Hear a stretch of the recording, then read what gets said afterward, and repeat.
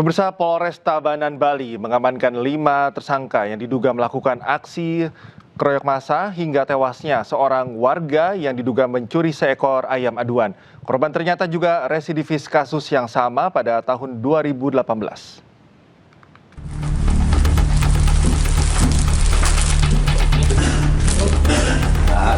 Polisi mengamankan 5 tersangka yang diduga melakukan aksi massa hingga korban tewas. 5 tersangka berinisial B, C, W, dan S. Kini polisi tengah melakukan pemeriksaan terkait peran masing-masing tersangka. Sejumlah barang bukti diamankan, diantaranya potongan besi dan bambu yang digunakan pelaku menganiaya korban. Karena saat ini kami sudah mengamankan tersangka sebanyak 5 orang dewasa, seluruhnya adalah berjenis kelamin laki-laki atau pria. Dan juga ada beberapa barang bukti yang sudah kita amankan.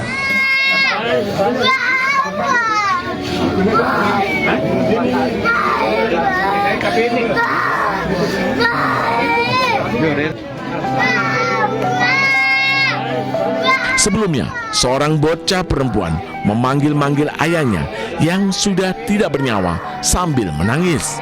Momen pilu putri bungsu korban menangisi jenazahnya viral di media sosial. Ayahnya tewas setelah diamuk massa usai diduga melakukan pencurian ayam di wilayah Cuulegi, Desa Batunya Batu Rite, Tabanan, Jumat dini hari. Tak hanya itu, massa juga membakar sepeda motor yang diduga digunakan oleh korban. Saat ini, kelima tersangka pelaku pengeroyokan terancam hukuman 12 tahun penjara. Dari Tabanan, Bali, Indira Ari, iNews melaporkan. Pemirsa, pedagang nasi uduk yang gerobaknya hancur dirusak saat bentrokan di Matraman terharu saat mendapat gerobak pengganti. Ia tak menyangka bisa kembali berjualan lantaran tak memiliki biaya untuk memperbaiki gerobak. Assalamualaikum. Waalaikumsalam. Selamat. Terima maju ya, terima aja ya.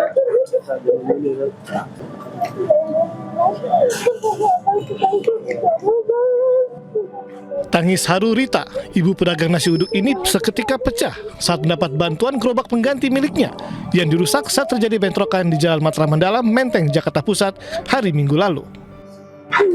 Terima kasih. Iya. Terima kasih untuk selamat dia. Melarikan diri.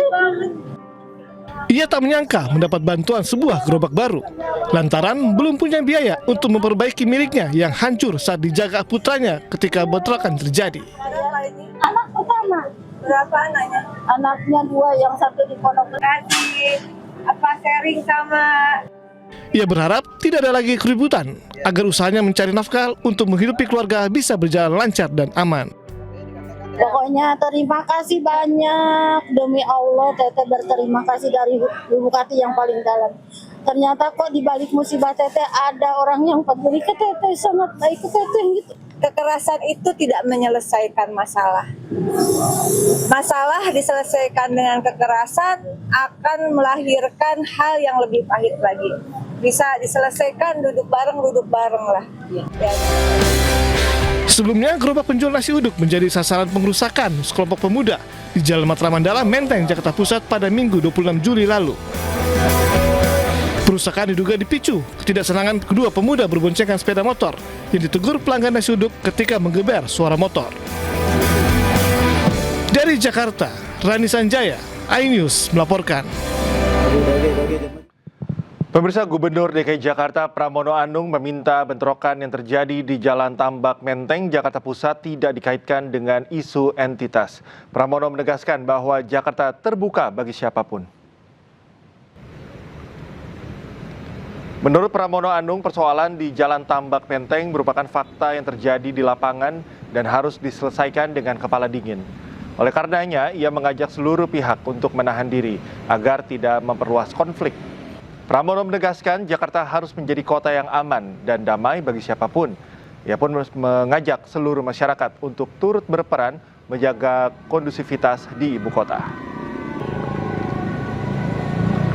Jakarta ini adalah kota yang sangat terbuka. keanekaragaman di Jakarta itu selama ini terjaga dengan baik. Sehingga saya betul-betul tidak mau ada isu berkaitan dengan etnisitas di Jakarta. Karena Jakarta yang sudah aman, nyaman, tentram, bahwa kemudian ada persoalan seperti di Matraman itu adalah realitas yang ada. Tetapi saya meminta kepada semuanya untuk menahan diri dan kita menyelesaikan dengan kepala dingin. Mudah-mudahan Jakarta tetap aman, nyaman, dan terbuka bagi siapa saja. Terima kasih. Kebakaran kabel hingga menghanguskan pohon di pembatas Jalan Cinere Raya Kota Depok memicu kepanikan warga. Dugaan sementara kebakaran dipicu oleh panas dari kabel listrik yang menempel pada ranting pohon yang sudah kering. Kebakaran di Cinere 8, Jalan Raya Cinere, nyamber apinya. Kepanikan warga terlihat di Jalan Cinere Raya Kota Depok, Jawa Barat. Usai kobaran api disertai ledakan muncul dari kabel di tiang listrik. Kobaran api kemudian terus membesar dan merambat hingga sekitar 200 meter.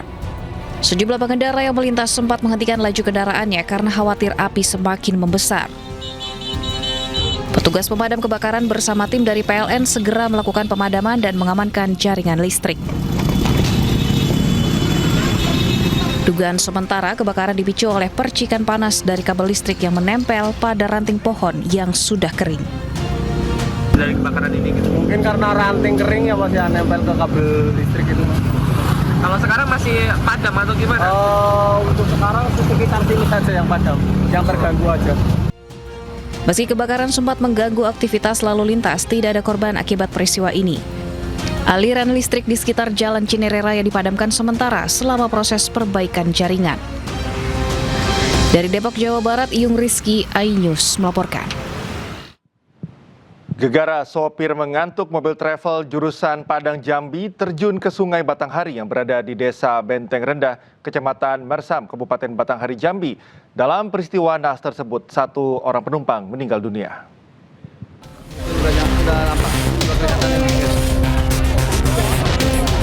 Sebuah mobil travel jurusan Padang Jambi mengalami kecelakaan terjun dan tercebur ke aliran Sungai Batanghari di Desa Benteng Rendah, Jambi, Senin pagi. Proses pencarian dan evakuasi dilakukan secara terpadu oleh Basarnas Jambi bersama BPBD Kabupaten Batanghari, TNI, Polri, serta dibantu masyarakat setempat. 1 orang penumpang meninggal dunia karena terjebak di dalam kendaraan yang tenggelam. Berdasarkan informasi awal, mobil travel membawa 3 orang penumpang, 2 orang berhasil menyelamatkan diri. Dugaan sementara kecelakaan terjadi karena pengemudi kelelahan dan mengantuk hingga hilang kendali saat melintasi kawasan Desa Benteng Rendah. Kendaraan kemudian keluar dari jalur dan terjun ke sungai.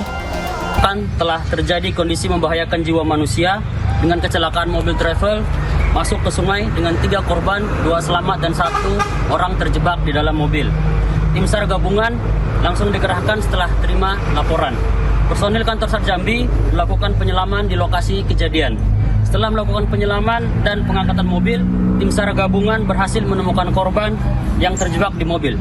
Korban meninggal dunia atas nama Evi, 50 tahun. Jasad korban langsung dievakuasi ke rumah duka. Korban meninggal dunia sudah diserahkan ke pihak keluarga, sementara 1 penumpang dan supir mengalami luka ringan. Dari Batanghari, Jambi, Joni Firdaus, iNews melaporkan. Ke informasi lainnya, pemirsa, kabar duka kembali datang dari dunia kedokteran. Diduga akibat tekanan pekerjaan, seorang dokter muda tewas di apartemen Kalibata, Jakarta Selatan. Korban terjatuh dari lantai 18 dan jasadnya tersangkut di lantai 2 apartemen.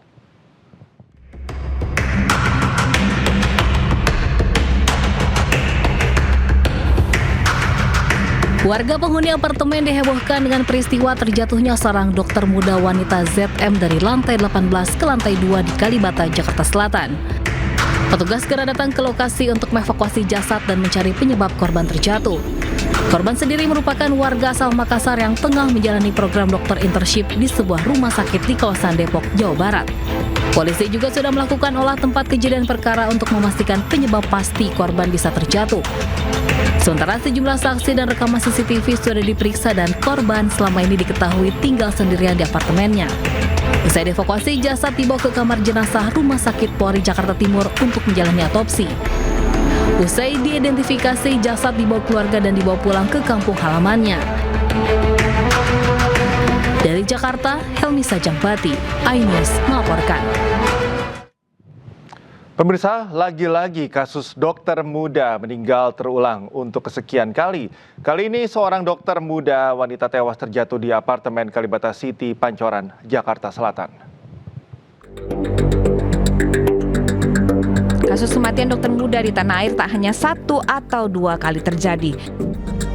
Sebelumnya Muhammad Zulfikar Drakel, seorang dokter koas yang tercatat sebagai mahasiswa Fakultas Kedokteran Universitas Indonesia asal Kalimantan Tengah, ditemukan tidak bernyawa di dalam kamar mandi sebuah penginapan di Kota Lampung.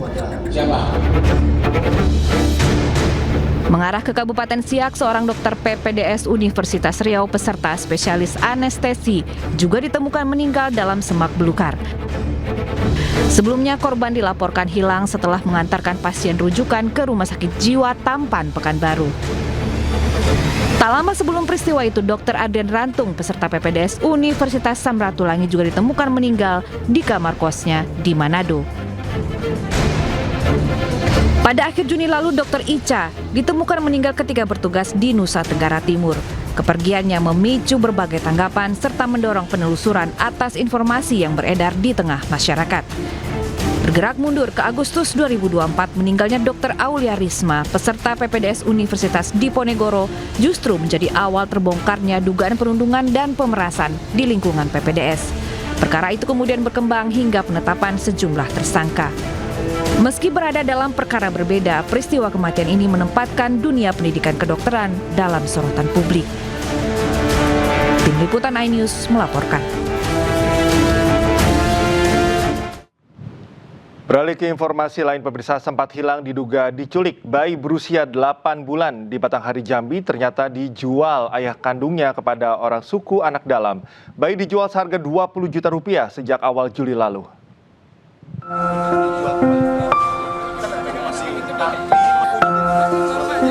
Femi, ibu bayi perempuan berusia 8 bulan di Batanghari, Jambi, berlinang air mata setelah lama tak bertemu buah hatinya, diduga dijual suaminya sendiri seharga 20 juta rupiah.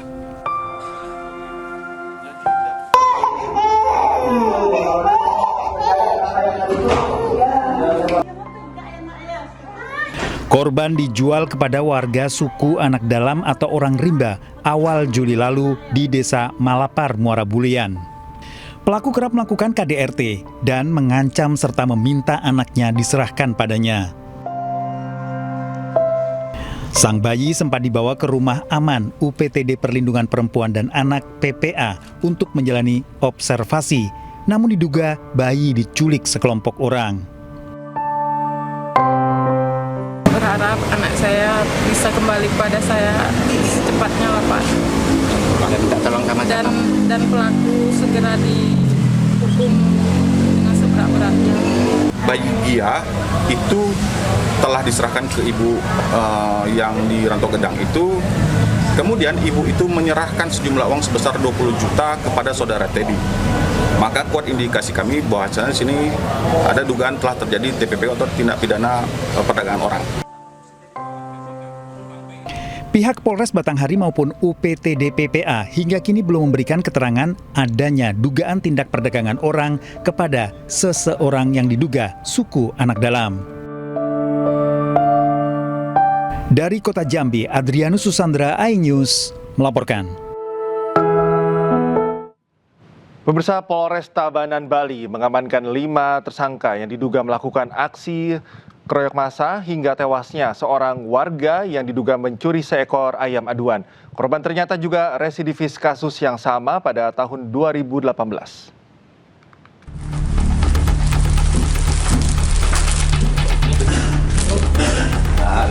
Polisi mengamankan 5 tersangka yang diduga melakukan aksi massa hingga korban tewas. 5 tersangka berinisial B, C, W, dan S. Kini polisi tengah melakukan pemeriksaan terkait peran masing-masing tersangka. Sejumlah barang bukti diamankan, diantaranya potongan besi dan bambu yang digunakan pelaku menganiaya korban. Karena saat ini kami sudah mengamankan tersangka sebanyak 5 orang dewasa. Seluruhnya adalah berjenis kelamin laki-laki atau pria. Dan dan juga ada beberapa barang bukti yang sudah kita amankan.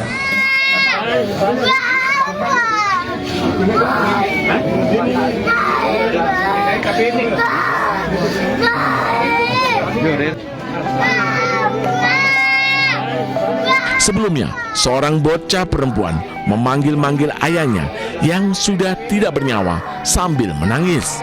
Momen pilu putri bungsu korban menangisi jenazahnya viral di media sosial. Ayahnya tewas setelah diamuk massa usai diduga melakukan pencurian ayam di wilayah Culegi, Desa Batunya Baturiti, Tabanan, Jumat dini hari. Tak hanya itu, massa juga membakar sepeda motor yang diduga digunakan oleh korban. Saat ini, kelima tersangka pelaku pengeroyokan terancam hukuman 12 tahun penjara. Dari Tabanan, Bali, Indira Ari, iNews melaporkan.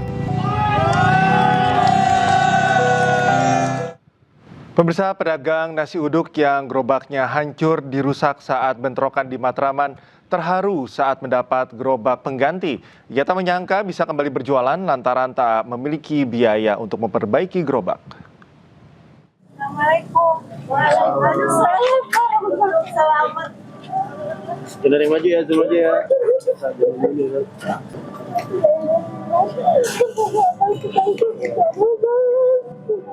Tangis haru Rita, ibu pedagang nasi uduk ini seketika pecah saat mendapat bantuan gerobak pengganti miliknya yang dirusak saat terjadi bentrokan di Jalan Matraman Dalam, Menteng, Jakarta Pusat hari Minggu lalu. Terima kasih. Iya. Terima kasih untuk selamat dia. Selamatkan diri. Ia tak menyangka mendapat bantuan sebuah gerobak baru lantaran belum punya biaya untuk memperbaiki miliknya yang hancur saat dijaga putranya ketika bentrokan terjadi. Anak pertama. Berapa anaknya? Anaknya 2, yang satu di Pondok Kasih. Apa sharing sama. Ia berharap tidak ada lagi keributan agar usahanya mencari nafkah untuk menghidupi keluarga bisa berjalan lancar dan aman. Pokoknya terima kasih banyak, demi Allah Teteh berterima kasih dari lubuk hati yang paling dalam. Ternyata kok di balik musibah Teteh ada orang yang peduli ke Teteh, sangat baik ke Teteh gitu. Kekerasan itu tidak menyelesaikan masalah. Masalah diselesaikan dengan kekerasan akan melahirkan hal yang lebih pahit lagi. Bisa diselesaikan duduk bareng lah. Ya. Sebelumnya, gerobak penjual nasi uduk menjadi sasaran pengerusakan sekelompok pemuda di Jalan Matraman Dalam, Menteng, Jakarta Pusat pada Minggu 26 Juli lalu. Perusakan diduga dipicu ketidaksenangan kedua pemuda berboncengan sepeda motor yang ditegur pelanggan nasi uduk ketika menggeber suara motor. Dari Jakarta, Rani Sanjaya, iNews melaporkan. Pemirsa, Gubernur DKI Jakarta Pramono Anung meminta bentrokan yang terjadi di Jalan Tambak Menteng, Jakarta Pusat tidak dikaitkan dengan isu entitas. Pramono menegaskan bahwa Jakarta terbuka bagi siapapun. Menurut Pramono Anung, persoalan di Jalan Tambak Menteng merupakan fakta yang terjadi di lapangan dan harus diselesaikan dengan kepala dingin. Oleh karenanya, ia mengajak seluruh pihak untuk menahan diri agar tidak memperluas konflik. Pramono menegaskan Jakarta harus menjadi kota yang aman dan damai bagi siapapun. Ia pun mengajak seluruh masyarakat untuk turut berperan menjaga kondusivitas di ibu kota. Jakarta ini adalah kota yang sangat terbuka. Keanekaragaman di Jakarta itu selama ini terjaga dengan baik. Sehingga saya betul-betul tidak mau ada isu berkaitan dengan etnisitas di Jakarta. Karena Jakarta yang sudah aman, nyaman, tentram, bahwa kemudian ada persoalan seperti di Matraman itu adalah realitas yang ada. Tetapi saya meminta kepada semuanya untuk menahan diri dan kita menyelesaikan dengan kepala dingin. Mudah-mudahan Jakarta tetap aman, nyaman, dan terbuka bagi siapa saja. Terima kasih. Presenter TVRI Papua Barat Yanto Idorwai yang dilaporkan hilang usai terseret arus sungai di Kabupaten Pegunungan Arfak akhirnya ditemukan meninggal dunia. Jenazah korban ditemukan warga dan keluarga setelah 9 hari pencarian. Hari pencarian jasad Yanto Idorwai, jurnalis TVRI Papua akhirnya ditemukan. Presenter TVRI Papua Barat itu ditemukan meninggal dunia dengan kondisi terjepit bebatuan di kawasan air terjun Danau Agigida, Kampung Sisran, Kabupaten Pegunungan Arfak. Aparat TNI dan Polri bersama warga mengevakuasi jenazah dari medan yang terjal dengan kondisi arus sungai yang deras dan cuaca pegunungan yang berubah-ubah. Usai dievakuasi dari lokasi, jenazah Yanto dibawa ke RSUD Manokwari untuk pemeriksaan medis dan visum.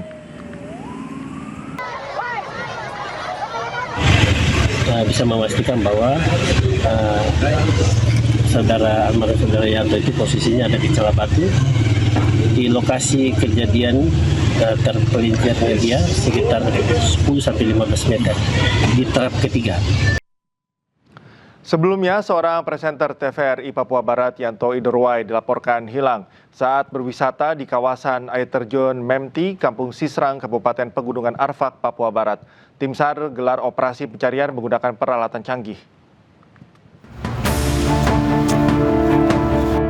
Yanto Idorwai, presenter TVRI sekaligus travel vlogger keliling Papua, dilaporkan hilang akibat terseret arus air terjun Memti, Kampung Sisrang, Kabupaten Pegunungan Arfak, Papua Barat pada Sabtu 18 Juli lalu.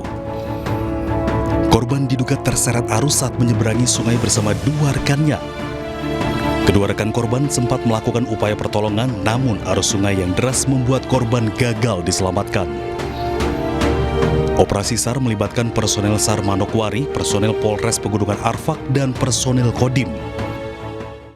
Yanto Idorwai ketika akan menyeberangi sungai di air terjun Memti mengalami kecelakaan, dia terpleset dan terseret arus.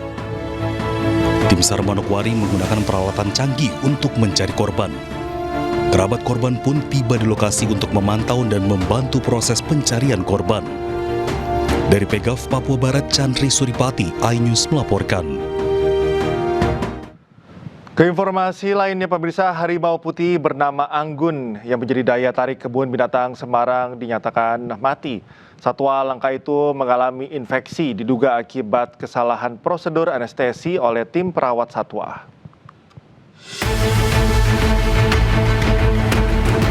Seekor satwa langka harimau putih bernama Anggun milik kebun binatang Semarang ini terekam amatir saat sekarat hingga mati dan viral. Akibatnya, kematian satwa ikon kebun binatang Semarang ini menjadi pukulan bagi pemerintah kota Semarang. Diduga penyebab kematian dipicu kesalahan prosedur anestesi yang memicu abses hingga infeksi parah di bagian leher. Kehilangan ini pun sangat disesalkan karena selama ini Anggun menjadi ikon dan daya tarik wisatawan datang ke kebun binatang Semarang. Wali Kota Semarang pun meminta dilakukan penyelidikan menyeluruh untuk mengetahui penyebab pasti yang melatar belakangi kematian Anggun.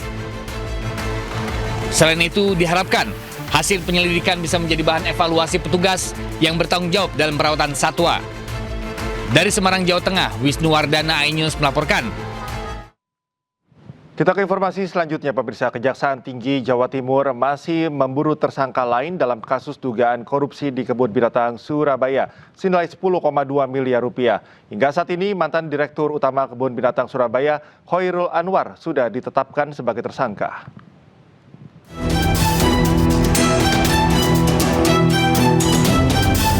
Tak hanya manusia, hewan juga menjadi korban korupsi di Indonesia. Salah satunya adalah kasus korupsi di Kebun Binatang Surabaya. Mirisnya, pelaku adalah sang Direktur Utama, Khairul Anwar.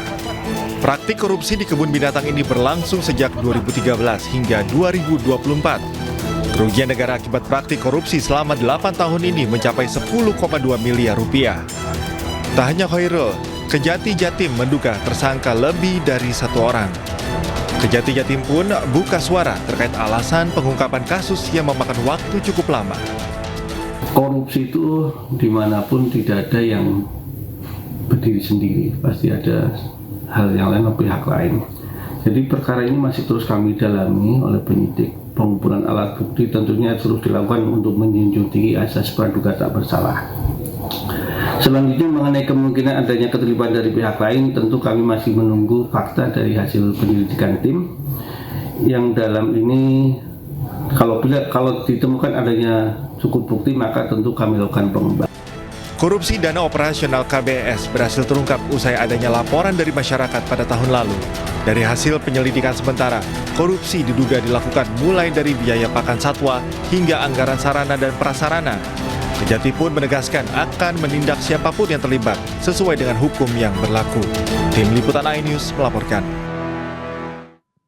Sementara itu, Wali Kota Surabaya Eri Cahyadi menyebut dugaan korupsi di Kebun Binatang Surabaya sudah terendus sejak lama. Pihaknya pun mendukung penuh pengungkapan kasus tersebut. Wali Kota Surabaya Eri Cahyadi buka suara terkait dugaan korupsi di Kebun Binatang Surabaya yang melibatkan ex-Dirut KBS Khoirul Anwar. Eri menyatakan dugaan korupsi di Kebun Binatang Surabaya sudah dicurigai sejak lama. Eri pun mendukung penuh pengungkapan kasus ini. Jadi apapun yang ada di permasalahan di Pemkot ya memang harus dibenarkan. Seperti yang data yang ada di KBS bahwa ada 8 miliar ketika ada di dalam kas laporan tapi tidak ada uangnya, mulai zaman Bu Risma sampai dengan ini kita buka semuanya. Kasus korupsi dan operasional KBS berhasil terungkap usai adanya laporan dari masyarakat pada tahun 2025 lalu. Dari hasil penyelidikan sementara, korupsi diduga dilakukan mulai dari biaya pakan satwa hingga anggaran sarana dan prasarana. Kini setelah kasus korupsi terbuka, Kebun Binatang Surabaya pun terus berbenah. Anggaran dipantau seksama sehingga hewan yang ada di dalamnya hidup dengan layak. Sementara kondisi satwa dipastikan stabil dan sehat dengan skor kondisi fisik ideal rata-rata 3 hingga 3,5 dari skala 5. Dari Surabaya, Jawa Timur, Hari Tambayong, iNews melaporkan. Keinformasi lainnya pemirsa, pemerintah memastikan program MBG tetap menjadi salah satu program prioritas nasional meski terjadi pergantian kepemimpinan di BGN. Di bawah kepemimpinan baru, pemerintah akan memusatkan perhatian pada peningkatan kualitas layanan.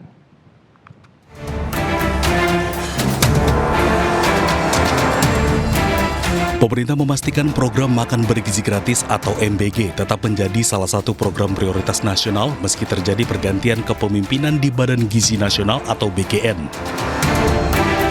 Pergantian kepemimpinan dari Nanik Sdn ke Sudaryono mencerminkan komitmen Presiden untuk menghadirkan kepemimpinan yang mampu memperkuat kolaborasi lintas sektor sekaligus mempercepat penyelesaian berbagai persoalan di lapangan.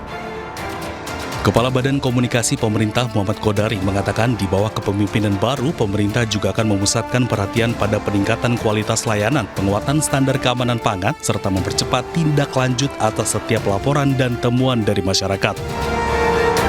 Pergantian pimpinan di BGN sama sekali tidak menggeser, apalagi menyurutkan komitmen utama pemerintah.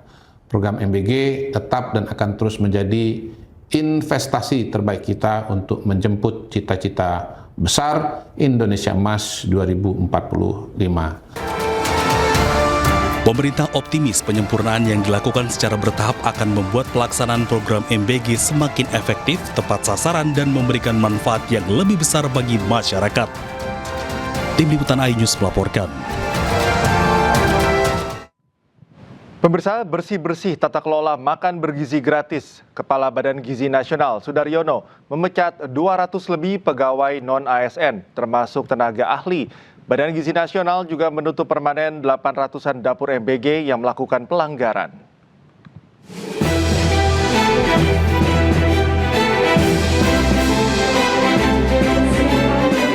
Belum sepekan dilantik, Kepala Badan Gizi Nasional Sudaryono mengumumkan tata kelola baru makan bergizi gratis. Sudaryono mulai bersih-bersih, diawali dengan memecat 261 pegawai non-ASN, termasuk di dalamnya 47 tenaga ahli. Ratusan pegawai diberhentikan karena pelanggaran, salah satunya karena tidak disiplin. BGN juga menemukan adanya 9 pelanggaran berat yang dilakukan oleh ASN dan P3K. Saat ini tengah proses pemecatan, serta 39 pelanggaran ringan yang tengah disangsi. Tidak hanya itu, 833 dapur MBG di berbagai wilayah Indonesia ditutup permanen dan tidak akan dibayar karena melakukan pelanggaran. Dengan total sebagaimana di layar 833. Dapur yang disuspend secara permanen ini itu bukan kayak yang lalu misalnya dulu kan disuspend tapi tetap dibayar. Kalau ini udah suspend, tutup nggak dibayar. Ini betul-betul adalah suspend karena pelanggaran. Sebagai bentuk transparansi tata kelola, publik kini bisa ikut terlibat mengawasi MBG dengan mengakses dan melaporkan melalui sistem yang akan diumumkan pekan depan. Siapapun kini bisa mengetahui jumlah dapur di kecamatan melalui sistem. Bahkan masyarakat bisa melaporkan SPPG yang meminta fee atau melakukan manipulasi harga bahan makanan. Badan Gizi Nasional ancam pecat kepala SPPG dan menutup dapur jika terbukti. Dari Jakarta, Tim Liputan iNews melaporkan. Pemirsa, Presiden Prabowo Subianto menggelar rapat terbatas bersama sejumlah menteri dan kepala lembaga di Istana Kepresidenan Jakarta. Rapat membahas langkah antisipasi dampak fenomena El Nino yang diprediksi datang lebih cepat dan berpotensi memicu kekeringan serta kebakaran hutan dan lahan. BMKG menyampaikan fenomena El Nino tahun ini berpotensi membuat musim kemarau lebih kering dan berlangsung lebih lama. Kondisi tersebut meningkatkan resiko kekeringan, kebakaran hutan dan lahan, gangguan pasokan air, serta penurunan kualitas udara di berbagai wilayah. Koordinasi antar kementerian dan lembaga difokuskan pada pencegahan karhutla, pengamanan sumber daya air, kesiapan infrastruktur, serta perlindungan terhadap masyarakat dan aktivitas ekonomi. Maka kita harus memastikan air kita cukup. Sumber daya air yang harus dikelola dengan efisien untuk memastikan suplai air bersih untuk rumah tangga, termasuk tentunya irigasi untuk mengairi sawah-sawah dan meningkatkan atau menjaga produktivitas pertanian kita juga dapat dijamin dengan baik. Kemudian tentunya selain itu kita harus mengantisipasi jika memang sangat diperlukan, tentu kita berkoordinasi dengan BMKG misalnya untuk melakukan operasi modifikasi cuaca. Kabut asap menyelimuti kota Palangkaraya, Kalimantan Tengah akibat maraknya kebakaran hutan dan lahan saat musim kemarau. Kabut asap mulai mengganggu aktivitas warga.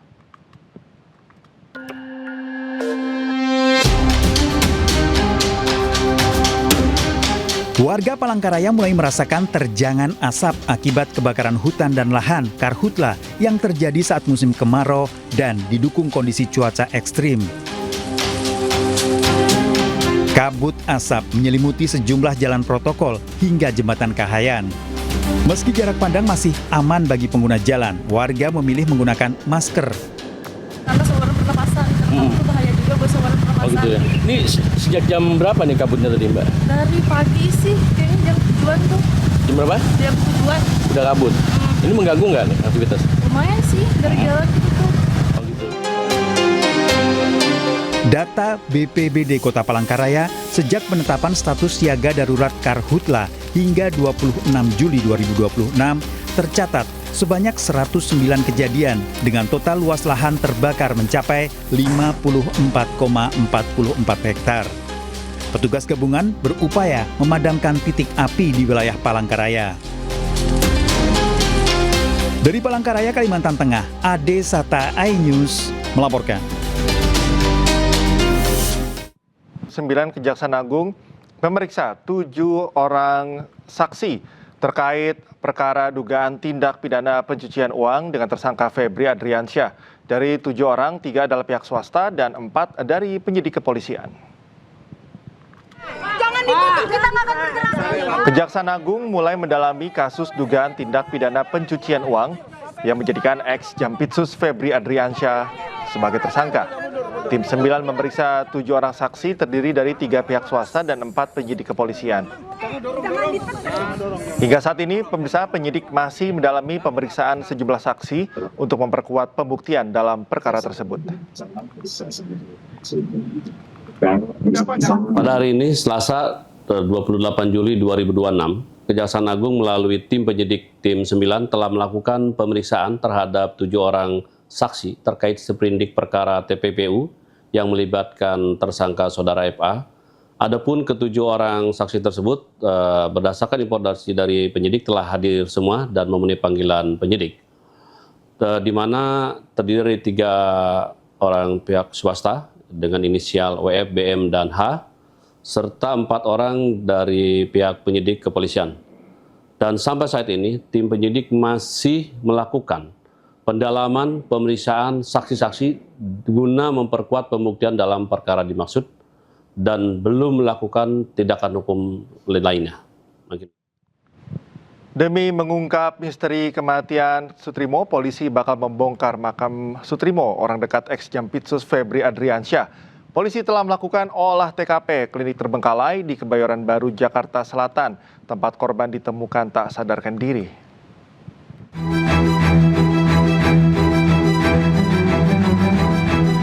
Polda Metro Jaya hingga kini masih mengusut penyebab kematian Sutrimo, pria yang diduga kepala rumah tangga mantan Jampitsus Febri Ardiansyah.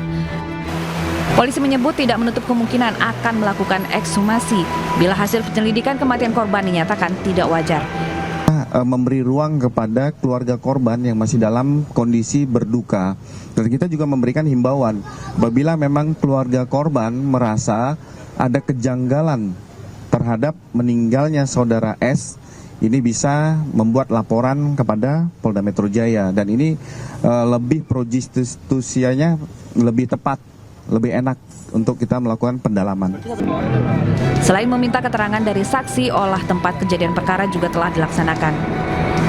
Digelar di Modern Estetik Klinik Kebayoran Baru, Jakarta Selatan. Klinik ini diduga sudah tidak beroperasi bahkan sejak 5 tahun lalu. Pria bernama Sutrimo sebelumnya ditemukan tak sadarkan diri di sebuah klinik terbengkalai Jakarta Selatan. Korban kemudian dievakuasi ke Rumah Sakit Muhammadiyah Taman Puring. Namun ketika tiba di rumah sakit, korban dinyatakan meninggal. Dari identitasnya, warga menduga Sutrimo sebagai penjaga rumah atau kepala rumah tangga mantan Jampitsus Febri Ardiansyah yang saat ini terseret kasus korupsi. Tim Liputan iNews melaporkan. Dan untuk mengetahui informasi selengkapnya, kami telah terhubung dengan jurnalis iNews Berliana Mileni di Gedung Kejaksaan Agung RI. Selamat sore Berliana, bagaimana perkembangan terkini atau informasi terkini dari Kejaksaan Agung, terutama terkait dengan meninggalnya Sutrimo? Ya, Cikal dan juga pemirsa, terkait meninggalnya kepala rumah tangga Sutrimo yang memang ini bermula pada hari Kamis beberapa hari yang lalu. Sutrimo ini ditemukan tidak sadarkan diri di klinik kecantikan di daerah Jakarta Selatan bernama Modern. Kemudian memang dari ketika ditemukan tersebut memang sempat dilakukan evakuasi lebih lanjut ke Rumah Sakit Muhammadiyah untuk Taman Puring, di Rumah Sakit Muhammadiyah Taman Puring untuk dilakukan pengecekan, tetapi memang sudah ditemukan tidak bernyawa. Lalu mendengar hal tersebut dari Kabid Humas Polda Metro Jaya ini juga membenarkan adanya kejadian tersebut dan langsung melakukan olah TKP pada hari Minggu, yang mana di olah TKP pada hari pertama ini juga untuk mengetahui informasi-informasi dari pengecekan CCTV ataupun kesaksian dari saksi mata.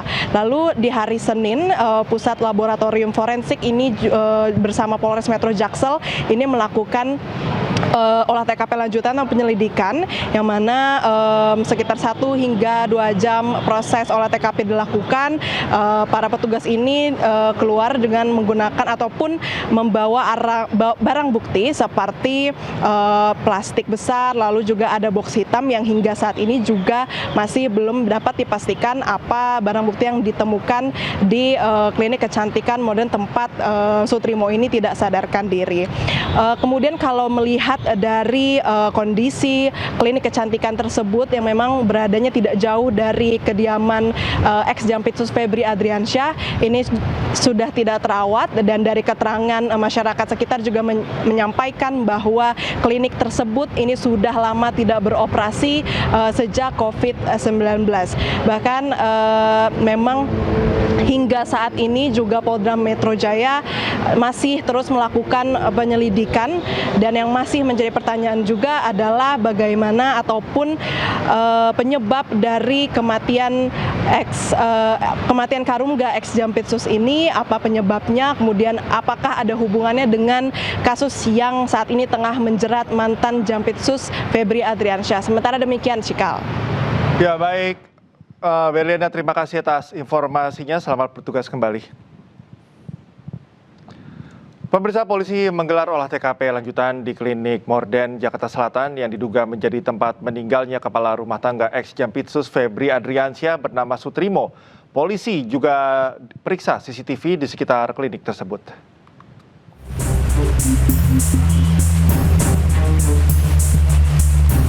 Tim gabungan Polda Metro Jaya dan Polres Metro Jakarta Selatan menggelar olah TKP lanjutan di Modern Aesthetic Clinic Kebayoran Baru, Jakarta Selatan yang menjadi lokasi ditemukannya kepala rumah tangga ex-Jampitsus Febri Adriansyah bernama Sutrimo. Bangunan klinik nampak tak terawat. Beberapa plafon atap klinik terlihat sudah terlepas, halaman klinik dipenuhi semak liar dan sejumlah barang bekas. Setelah 1 jam, tim gabungan membawa sejumlah barang bukti berupa karpet dan 1 plastik. Barang bukti kemudian dibawa ke Mabes Polri untuk diperiksa tim Puslap 4. Polisi juga memeriksa rekaman kamera CCTV di sekitar klinik untuk mengetahui peristiwa sebenarnya. Aparat kepolisian memasang garis polisi di gerbang dan pintu masuk klinik Modern. Kabid Humas Polda Metro Jaya Kombes Pol Budi Hermanto mengatakan polisi akan mengungkap kematian tak wajar Karumga ex-Jampitsus Febri Adriansyah tersebut. Nah, Polda Metro Jaya pasti akan mendalami informasi sekecil apapun, apalagi terkait tentang hilangnya nyawa seseorang. Apakah itu wajar atau tidak wajar? Ini masih didalami. Pasti nanti kami akan sampaikan kepada teman-teman sekalian update terkini. Tapi yang paling utama adalah kami berterima kasih ada informasi ini berawal dari teman-teman media ataupun penggiat-penggiat media sosial. Sekecil apapun informasi pasti akan didalami oleh Polda Metro Jaya. Sebelumnya, Kamis minggu lalu, Sutrimo ditemukan warga dalam kondisi tak sadarkan diri dan mulut berbusa di halaman klinik Modern. Korban sempat dilarikan warga ke Rumah Sakit Muhammadiyah di Taman Puring, Kebayoran Baru, namun nyawanya tak tertolong. Dikabarkan sebelum meninggal, Sutrimo sempat menelepon saudaranya dan mengeluhkan sakit di bagian lambung. Dari Jakarta, tim liputan iNews melaporkan. Sementara itu, Febri Adriansyah atau kuasa hukum ex-Jampitsus menyatakan tidak mendapatkan informasi terkait kematian Sutrimo. Febri menyatakan menunggu keterangan kepolisian atas perkembangan kasus tersebut. Kami fokus di substansi perkara tadi. Saya juga tidak dapat informasi ya terkait dengan hal itu. Yang saya baca di media-media kan sudah ditulis dan Polda juga sudah mulai lakukan, saya nggak tahu itu penyelidikan atau seperti apa. Jadi mungkin memang lebih baik agar isunya nggak campur aduk ya, lebih baik kita tunggu saja bersama-sama informasi resmi dari Polda, karena kami ini kan advokat untuk perkara di Kejaksaan Agung. Jadi kami tidak mungkin bicara lebih jauh dari. Keluarga Sutrimo di Banyumas, Jawa Tengah tidak akan menuntut pihak manapun terkait kematian orang dekat ex-Jampitsus Febri Adriansyah tersebut. Keluarga ikhlas menerima dan menduga Sutrimo meninggal dunia akibat penyakit diabetes yang dideritanya.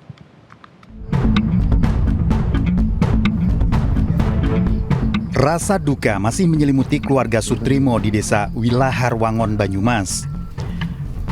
Meninggalnya duda berusia 42 tahun ini tetap meninggalkan kehilangan. Namun keluarga tidak akan melakukan upaya hukum menerima kematian Sutrimo dengan ikhlas. Pekerja rumah tangga mantan Jampitsus Febri Adriansyah ini meninggal diduga karena penyakit gula yang sudah akut. Itu pihak keluarga tidak akan menuntut apapun ya Mbak Mary ya.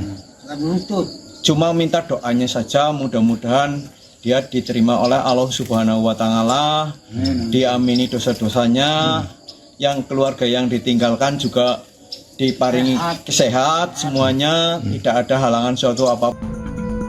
Jenazah korban telah dimakamkan pihak keluarga di TPU Wilahar pada Kamis malam.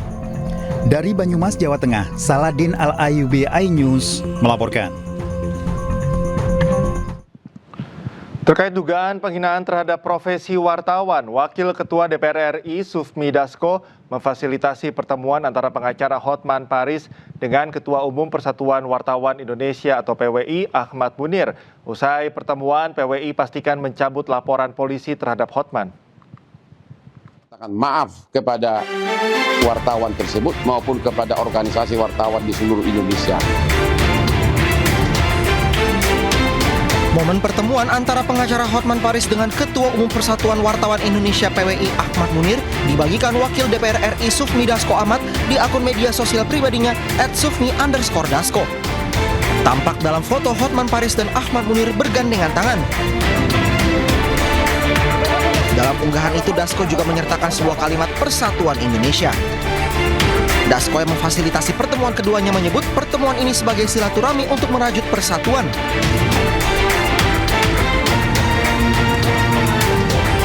Sebelumnya, Persatuan Wartawan Indonesia PWI Pusat sempat melaporkan Hotman Paris ke polisi terkait dugaan penghinaan terhadap profesi wartawan. Selain PWI, media independen online atau MIO Indonesia juga melaporkan Hotman Paris ke Polda Metro Jaya. Serangan drone hantam fasilitas minyak Abqaiq Saudi Aramco. Houthi menyatakan bertanggung jawab atas serangan tersebut.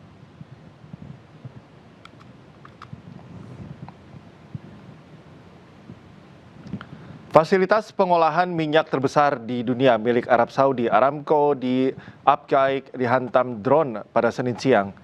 Arab Saudi menuduh milisi pro-Iran yang beroperasi di Irak sebagai pelaku serangan. Sementara secara terpisah, Houthi mengklaim bertanggung jawab atas serangan ini. Serangan drone memicu kebakaran hebat yang terlihat hingga citra satelit NASA. Abqaiq merupakan pabrik stabilisasi minyak mentah terbesar di dunia yang memproses sekitar 5 hingga 7% pasokan minyak global. Serangan ini menambah tekanan terhadap minyak global.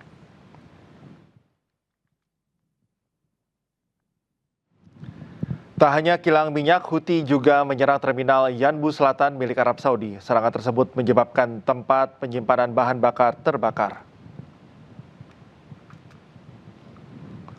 Kelompok Houthi Yaman mengklaim telah menyerang terminal Yanbu Selatan milik Arab Saudi yang berada di pesisir Laut Merah. Serangan ini menyebabkan depo bahan bakar di sekitar lokasi terbakar.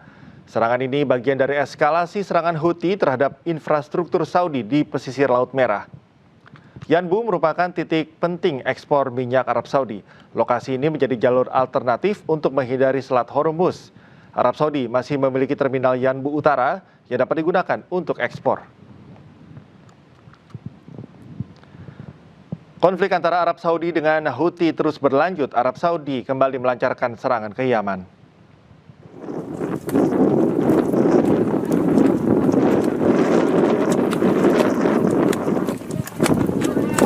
Pasukan Houthi Yaman berhasil menembak jatuh sebuah drone Akinci buatan Turki.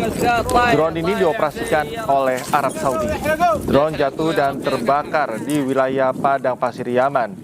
Drone Akinci merupakan pesawat tanpa awak berteknologi tinggi dengan nilai sekitar 20 juta dolar Amerika Serikat.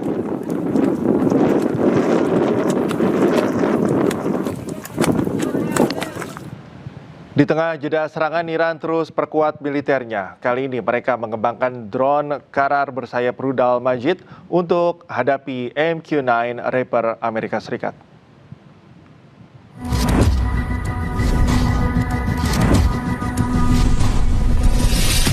Iran terus mengembangkan armada militernya.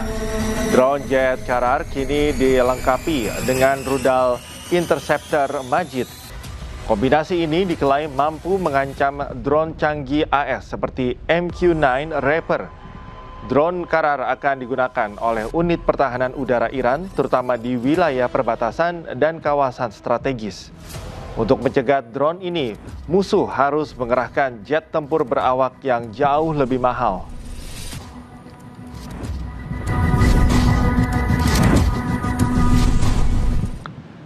Amerika Serikat dan Iran saling menahan serangan. Kedua negara ini atur strategi dan bersiap negosiasi untuk akhiri perang.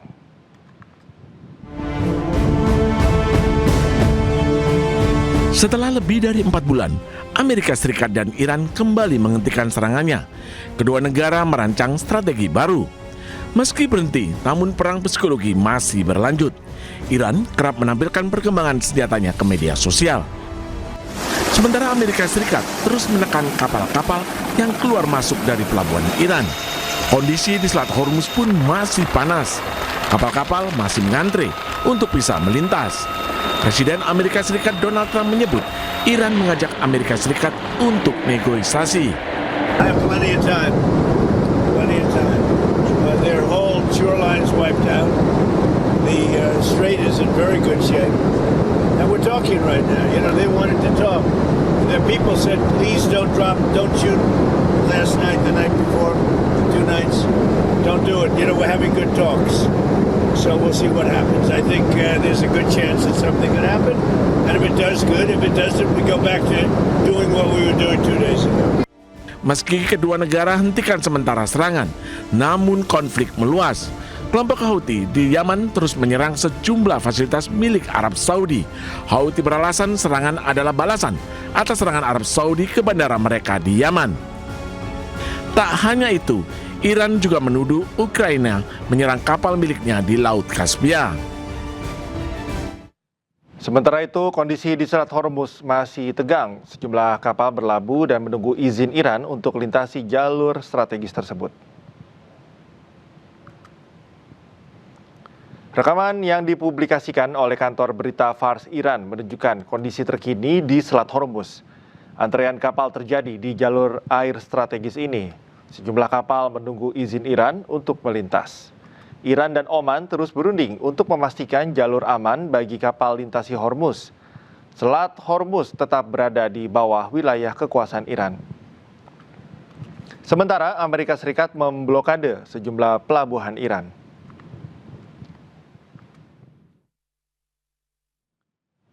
Pasukan Pertahanan Israel atau IDF mengklaim mereka hancurkan terowongan Hamas di utara Gaza. Penghancuran terowongan tersebut sebagai bagian dari operasi IDF untuk membongkar jaringan bawah tanah Hamas.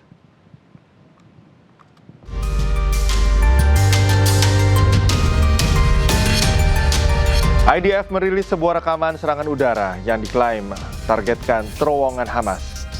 IDF juga merilis rekaman pasukan mereka menelusuri lorong-lorong terowongan Hamas. Belum diverifikasi kapan video ini diambil, namun IDF mengklaim mereka berupaya menghancurkan jaringan terowongan Hamas yang berada di bawah permukaan Gaza. Militer Israel melakukan operasi penghancuran jaringan terowongan Hamas di kawasan Garis Kuning yang memisahkan wilayah warga Palestina dengan wilayah kendali militer Israel. Menteri Pertahanan Israel Katz menyatakan militer mereka telah menghancurkan 83% jaringan terowongan Hamas di Gaza.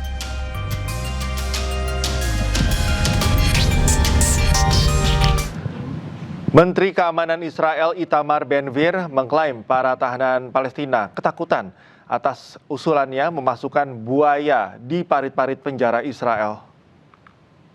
Called me the Minister of Pitot, and now the Shabak admits that what I did has reduced the terror attacks. I opened fast alert teams. I did a lot. Were you wrong with the crocodiles? Not only was I not wrong, the crocodiles are wetting themselves at night because they're afraid of the crocodiles. They're afraid they will bring crocodiles. How do you know that? What do you mean? Of course I know. Everybody's afraid of crocodiles. You can also put a tiger there and a lion. Absolutely, that's what I want. That is my dream, and that's what I managed to do in my terms of office. That the terrorists will be afraid, and it's very good that they're afraid. Sejumlah orang syahid dan terluka usai serangan drone Zionis Israel menargetkan kamp Jabalia, Gaza, Palestina.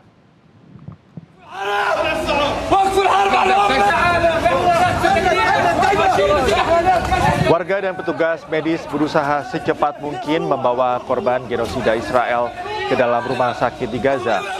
Para korban diketahui diserang drone Israel saat mengendarai motor di kamp Jabalia, utara Gaza.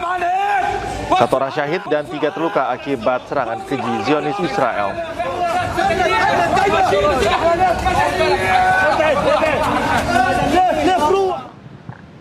Masjid Al-Rahma di Kusra, Selatan Nablus mengalami kerusakan akibat dugaan serangan pembakaran oleh pemukim Israel. Insiden tersebut terjadi di tengah rentetan kekerasan antar pemukim di tepi barat bagian utara.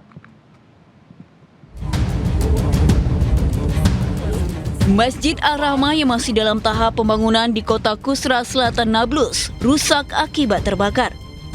Dinding menghitam, barang-barang terbakar dan puing-puing berserakan di lantai masjid. Masjid Al-Rahmah ini diduga dibakar oleh pemukim Israel. Warga menuding seram pemukim semakin sering terjadi. Mereka mengaku rumah dan harta benda kerap menjadi sasaran.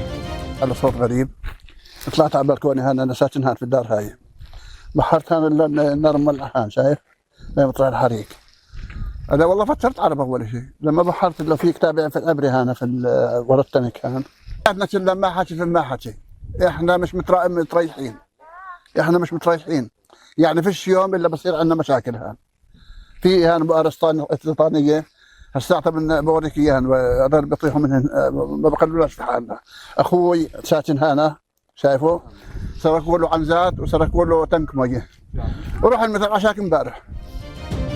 Militer Israel menyatakan tengah menyelidiki insiden tersebut dan mengutuk aksi perusakan tempat ibadah. Sementara itu, ketegangan di wilayah Nablus terus meningkat setelah bentrokan yang menewaskan dan melukai sejumlah warga Palestina maupun Israel.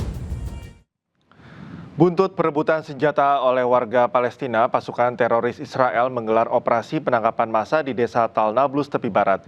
Sebanyak 11 orang ditangkap dan 80 orang menjalani interogasi.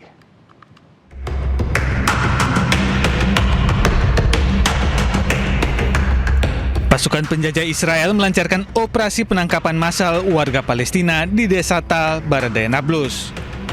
Operasi teror ini dilancarkan 1 hari setelah aksi heroik seorang warga Palestina, Faruk Ramadan, yang berhasil merebut senjata api dan menembak mati pemukim ilegal Yahudi. Walid Zidan, Kepala Dewan Desa Tal, mengatakan bahwa pasukan Zionis Israel telah mempertahankan jumlah pasukan yang besar sejak aksi heroik Faruk Ramadan. من فترة طويلة من قصة الاستيطان والمستوطنين قبل فترة يعني قبل أسبوع توجهوا لبير الغزال ما يقارب 50 مستوطن وحركوا بيت لشاب من عندنا من تل اسمه صهيب رضوان وحاليا هو معتقل من ضمن المعتقلين وأحرقوه بالكامل. يعني أنت بتيجي على بيتي بتحرق بيتي شو بدي أعمل أنا بدي دافع عن حالي يعني أنا دافع دم كلبي في بيتي عمرته وأخذت قرض مشان أعمر بيتي وأعيش بسلام وبهناء بس هم ما بدهم إياك تعيش أنت في هاي البلاد بسلام هم بدهم يهجروك من هاي البلاد. Pihak militer Zionis mengklaim menangkap 11 warga Palestina di desa Tal dan menginterogasi sekitar 80 lainnya. Aksi heroik dilakukan seorang pria Palestina di Nablus tepi barat. Ia berhasil memberikan perlawanan terhadap aksi teror bersenjata api yang dilakukan pemukim ilegal Yahudi.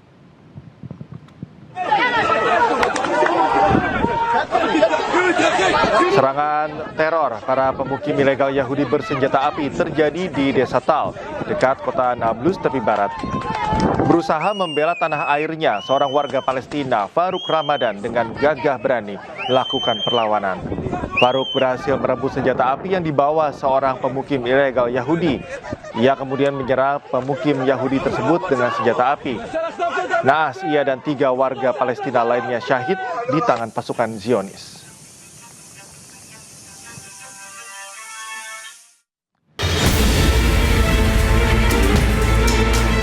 Puluhan orang berkerumun usai sebuah minibus tertabrak kereta api cepat di perlintasan Bulakapal, Bekasi Timur, Kota Bekasi. Bahkan akibat kecelakaan ini, pengemudi minibus tewas di tempat dan kendaraannya terseret sejauh 20 meter lebih. Kecelakaan berawal saat perlintasan sudah tertutup, namun pengemudi nekat menerobos. Warga sempat berteriak memperingati, namun tak digubris. Di saat bersamaan, kereta api cepat datang dari arah Jakarta menuju Cikampek. Hingga kecelakaan tak bisa dihindari. Evakuasi berjalan dramatis lantaran jasad korban terjepit di kabin mobil. Dan setelah hampir setengah jam, jasad berhasil dievakuasi dan dibawa ke Rumah Sakit Umum Daerah Dr. Hasbullah Abdul Majid. Sementara bangkai kendaraan korban yang rusak parah dibawa ke unit Laka Lantas Polres Metro Bekasi Kota. Dari Bekasi, Jawa Barat, Rahmat Hidayat, iNews melaporkan. Ya, pemirsa, kabar duka kembali datang dari dunia kedokteran. Diduga akibat tekanan pekerjaan, seorang dokter muda tewas di apartemen Kalibata, Jakarta Selatan. Korban terjatuh dari lantai 18 dan jasadnya tersangkut di lantai 2 apartemen.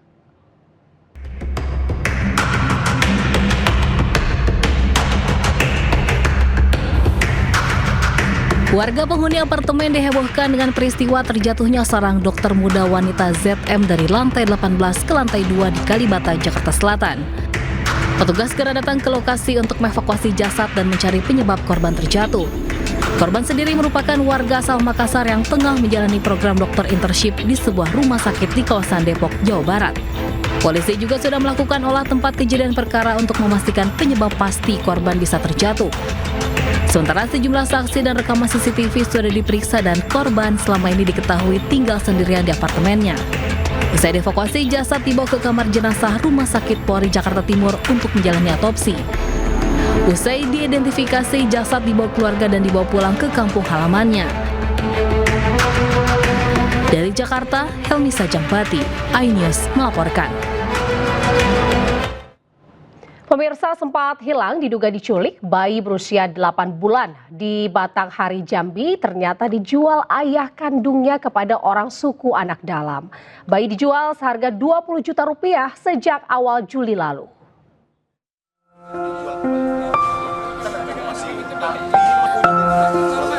Femi, ibu bayi perempuan berusia 8 bulan di Batanghari, Jambi, berlinang air mata setelah lama tak bertemu buah hatinya, diduga dijual suaminya sendiri seharga 20 juta rupiah.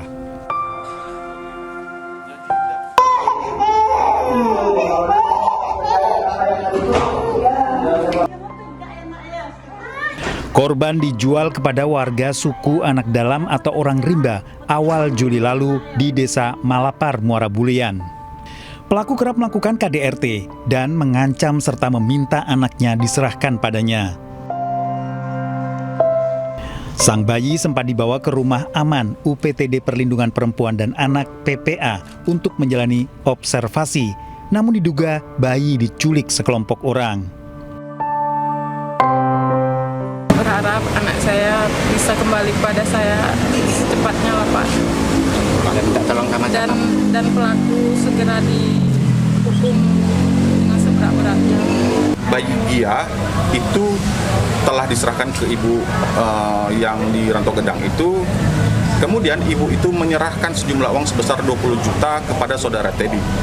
Maka kuat indikasi kami bahwasanya sini ada dugaan telah terjadi TPP atau tindak pidana perdagangan orang. Pihak Polres Batanghari maupun UPTD PPA hingga kini belum memberikan keterangan adanya dugaan tindak perdagangan orang kepada seseorang yang diduga suku anak dalam. Dari Kota Jambi, Adrianus Susandra, iNews melaporkan. Pemirsa, Polres Tabanan, Bali ini mengamankan 5 tersangka yang diduga melakukan aksi massa hingga tewasnya seorang warga yang diduga mencuri seekor ayam aduan. Korban ini ternyata juga residivis kasus yang sama pada tahun 2018 silam.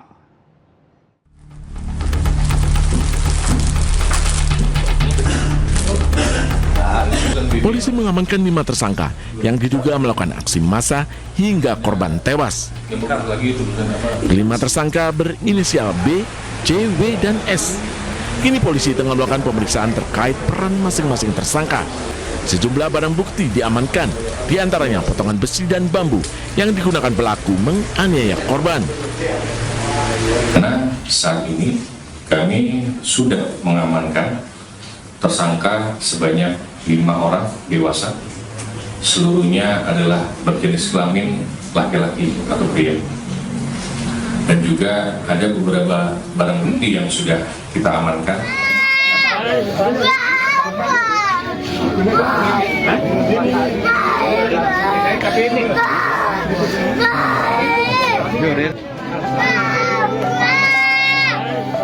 Sebelumnya, seorang bocah perempuan memanggil-manggil ayahnya yang sudah tidak bernyawa sambil menangis. Momen pilu putri bungsu korban menangisi jenazahnya viral di media sosial. Ayahnya tewas setelah diamuk massa usai diduga melakukan pencurian ayam di wilayah Culegi, Desa Batunya Batu Rite, Tabanan, Jumat dini hari. Tak hanya itu, massa juga membakar sepeda motor yang diduga digunakan oleh korban. Saat ini, kelima tersangka pelaku pengeroyokan terancam hukuman 12 tahun penjara. Dari Tabanan, Bali, Indira Ari, iNews melaporkan.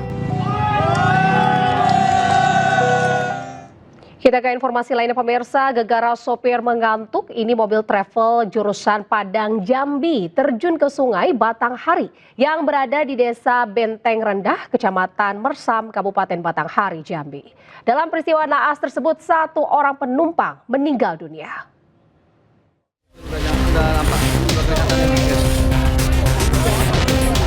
Sebuah mobil travel jurusan Padang Jambi mengalami kecelakaan terjun dan tercebur ke aliran sungai Batanghari di Desa Benteng Rendah, Jambi, Senin pagi. Proses pencarian dan evakuasi dilakukan secara terpadu oleh Basarnas Jambi bersama BPBD Kabupaten Batanghari, TNI, Polri, serta dibantu masyarakat setempat. 1 orang penumpang meninggal dunia karena terjebak di dalam kendaraan yang tenggelam. Berdasarkan informasi awal, mobil travel membawa 3 orang penumpang, 2 orang berhasil menyelamatkan diri. Dugaan sementara kecelakaan terjadi karena pengemudi kelelahan dan mengantuk hingga hilang kendali saat melintasi kawasan Desa Benteng Rendah. Kendaraan kemudian keluar dari jalur dan terjun ke sungai. Telah terjadi kondisi membahayakan jiwa manusia dengan kecelakaan mobil travel masuk ke sungai dengan 3 korban, 2 selamat dan 1 orang terjebak di dalam mobil. Tim SAR gabungan langsung dikerahkan setelah terima laporan. Personil kantor SAR Jambi melakukan penyelaman di lokasi kejadian. Setelah melakukan penyelaman dan pengangkatan mobil, tim SAR gabungan berhasil menemukan korban yang terjebak di mobil. Korban meninggal dunia atas nama Evi, 50 tahun. Jasad korban langsung dievakuasi ke rumah duka. Korban meninggal dunia sudah diserahkan ke pihak keluarga, sementara 1 penumpang dan supir mengalami luka ringan. Dari Batanghari, Jambi, Joni Firdaus, iNews melaporkan. Pemirsa, diduga akibat korsleting di bagian mesin, 1 unit minibus terbakar di pelataran parkir restoran Siap Saji di Jalan Ayani, Kecamatan Padang Barat, Kota Padang.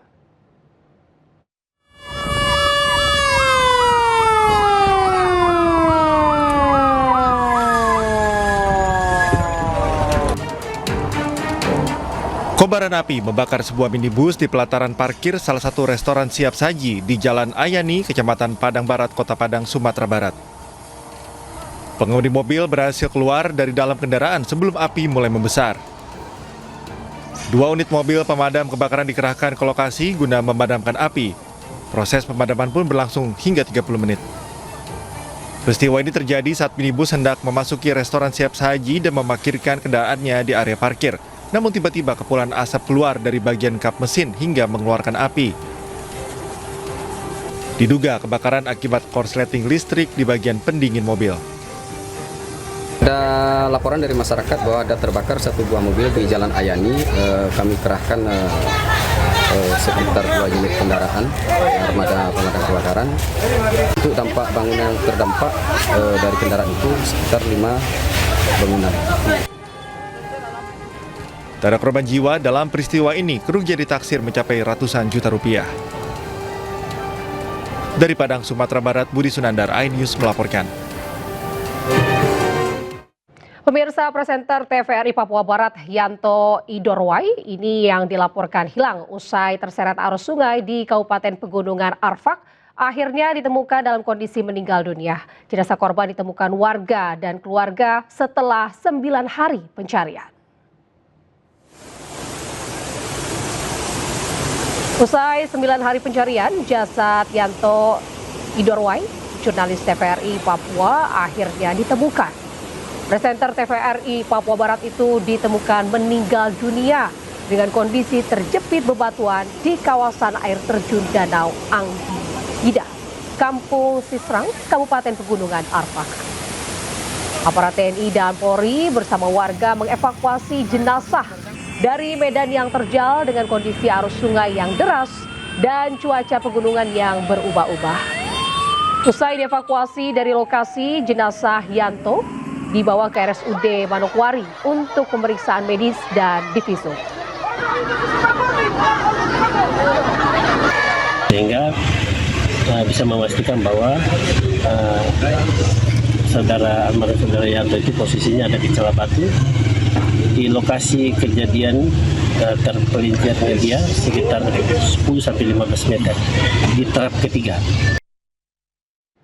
Sebelumnya, seorang presenter TVRI Papua Barat, Yanto Idorwai, ini dilaporkan hilang saat berwisata di kawasan air terjun Memti di Kampung Sisrang, Kabupaten Pegunungan Arfak, Papua Barat. Tim SAR gelar operasi pencarian gunakan peralatan canggih. Yanto Idorwai, presenter TVRI sekaligus travel vlogger keliling Papua, dilaporkan hilang akibat terseret arus air terjun Memti, Kampung Sisrang, Kabupaten Pegunungan Arfak, Papua Barat pada Sabtu 18 Juli lalu. Korban diduga terseret arus saat menyeberangi sungai bersama dua rekannya. Kedua rekan korban sempat melakukan upaya pertolongan, namun arus sungai yang deras membuat korban gagal diselamatkan. Operasi SAR melibatkan personel SAR Manokwari, personel Polres Pegunungan Arfak, dan personel Kodim.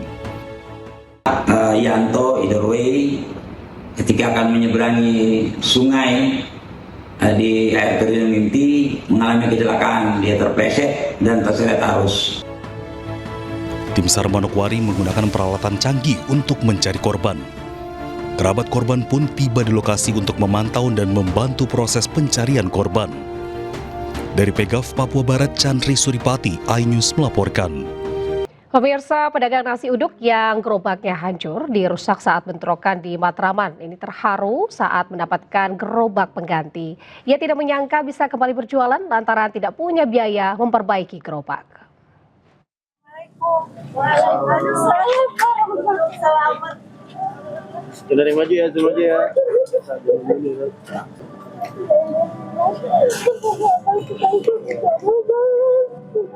Tangis haru Rita, ibu pedagang nasi uduk ini seketika pecah saat mendapat bantuan gerobak pengganti miliknya yang dirusak saat terjadi bentrokan di Jalan Matraman Dalam, Menteng, Jakarta Pusat hari Minggu lalu. Terima kasih. Iya. Terima kasih untuk selamat dia. Melarikan diri.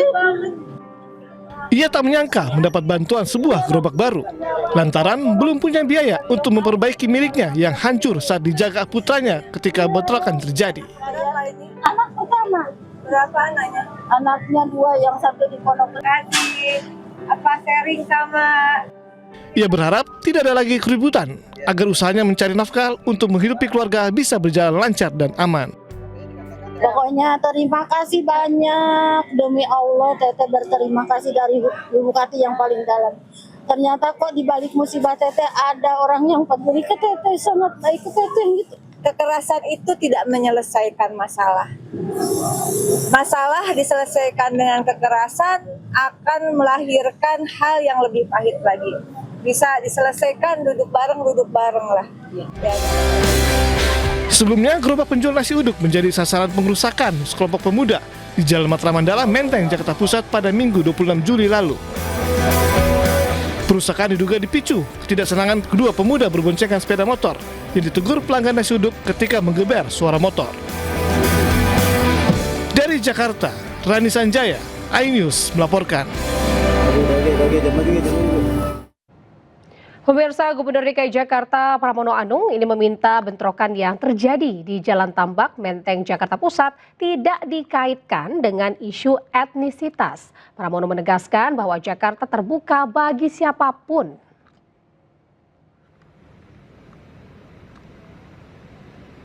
Menurut Pramono Anung, persoalan di Matraman ini merupakan fakta yang terjadi di lapangan dan harus diselesaikan dengan kepala dingin. Oleh karenanya, ia mengajak seluruh pihak untuk menahan diri agar tidak memperluas konflik. Pramono menegaskan Jakarta harus menjadi kota yang aman dan damai bagi siapapun. Ia pun mengajak seluruh masyarakat untuk turut berperan menjaga kondusivitas dan juga di ibu kota. Jakarta ini adalah kota yang sangat terbuka. Keanekaragaman di Jakarta itu selama ini terjaga dengan baik. Sehingga saya betul-betul tidak mau ada isu berkaitan aktivitas di Jakarta, karena Jakarta yang sudah aman, nyaman, tentram, bahwa kemudian ada persoalan seperti di Matraman itu adalah realitas yang ada. Tetapi saya meminta kepada semuanya untuk menahan diri dan kita menyelesaikan dengan kepala dingin. Mudah-mudahan Jakarta tetap aman, nyaman, dan terbuka bagi siapa saja. Pemerintah memastikan program MBG tetap menjadi salah satu program prioritas nasional. Meski terjadi pergantian kepemimpinan di BGN, di bawah kepemimpinan baru, pemerintah akan memusatkan perhatian pada peningkatan kualitas layanan.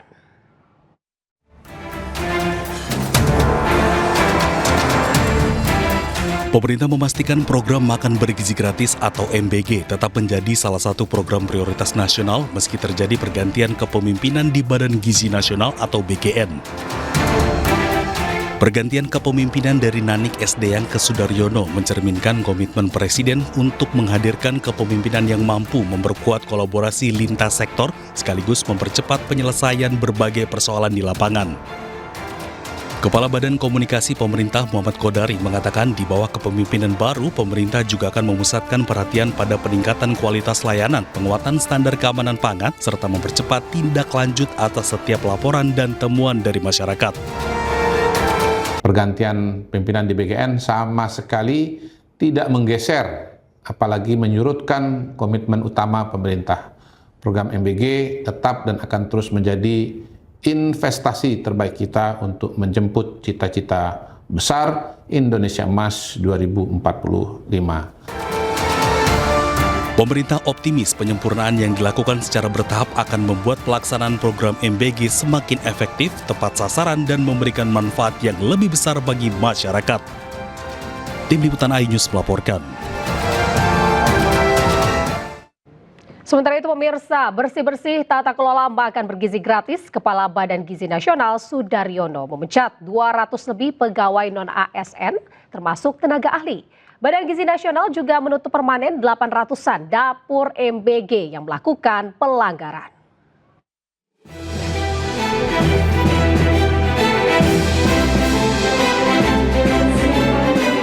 Belum sepekan dilantik, Kepala Badan Gizi Nasional Sudaryono mengumumkan tata kelola baru makan bergizi gratis. Sudaryono mulai bersih-bersih, diawali dengan memecat 261 pegawai non-ASN, termasuk di dalamnya 47 tenaga ahli. Ratusan pegawai diberhentikan karena pelanggaran, salah satunya karena tidak disiplin. BGN juga menemukan adanya 9 pelanggaran berat yang dilakukan oleh ASN dan P3K. Saat ini tengah proses pemecatan, serta 39 pelanggaran ringan yang tengah disangsi. Tidak hanya itu, 833 dapur MBG di berbagai wilayah Indonesia ditutup permanen dan tidak akan dibayar karena melakukan pelanggaran. Dengan total sebagaimana di layar 833. Dapur yang disuspend secara permanen ini itu bukan kayak yang lalu, misalnya dulu kan disuspend tapi tetap dibayar. Kalau ini udah suspend, tutup, nggak dibayar. Ini betul-betul adalah suspend karena pelanggaran. Sebagai bentuk transparansi tata kelola, publik kini bisa ikut terlibat mengawasi MBG dengan mengakses dan melaporkan melalui sistem yang akan diumumkan pekan depan. Siapapun kini bisa mengetahui jumlah dapur di kecamatan melalui sistem. Bahkan masyarakat bisa melaporkan SPPG yang meminta fee atau melakukan manipulasi harga bahan makanan. Badan Gizi Nasional ancam pecat kepala SPPG dan menutup dapur jika terbukti. Dari Jakarta, Tim Liputan iNews melaporkan. Pemirsa, Ketua Umum Partai Perindo Angela Tanusudibio turut menghadiri peringatan hari lahir PKB yang ke-28 di Jakarta Convention Center, Jakarta. Kehadiran Angela Tanusudibio ini juga menjadi langkah dalam memperkuat sinergi antar partai politik untuk membangun masyarakat yang lebih baik.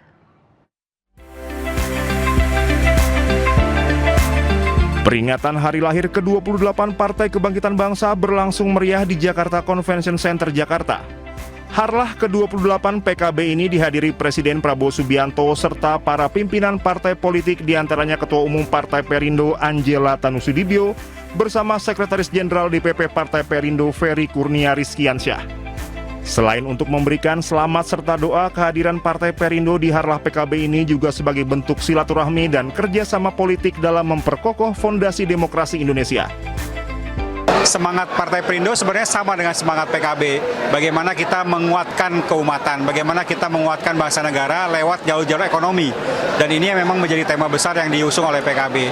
Ketika partai-partai berkolaborasi, saya yakin, maka kebijakan-kebijakan nanti yang akan lahir akan betul-betul membersamai masyarakat secara luas. Partai Perindo berharap semangat kolaborasi yang terbangun antar partai politik dapat melahirkan berbagai kebijakan yang semakin berpihak pada kepentingan masyarakat, khususnya dalam memperkuat sektor UMKM, koperasi, dan ekonomi kerakyatan sebagai fondasi pembangunan nasional. Dari Jakarta, Givo Morisco, Sadu Santo, iNews melaporkan.